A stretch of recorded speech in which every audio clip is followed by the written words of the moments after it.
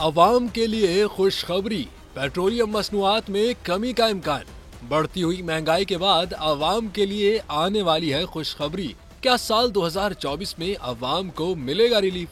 आलमी मीडिया के मुताबिक बुध को ब्रेंट क्रूड फ्यूचर $1.42 1.8% कमी के साथ $79.65 फी बैरल पर फरोख्त हुआ।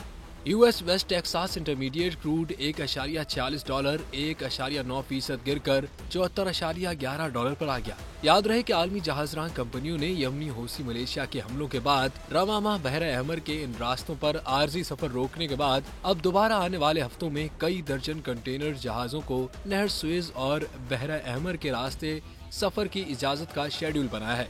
बुध को अमरीकी पेट्रोलियम इंस्टीट्यूट के आदादोशुमार के हवाले से मार्केट जराए ने बताया कि अमरीकी खाम तेल की इन्वेंट्रीज में गुज़िश्ता हफ्ते 1.84 मिलियन बैरल का इजाफा हुआ।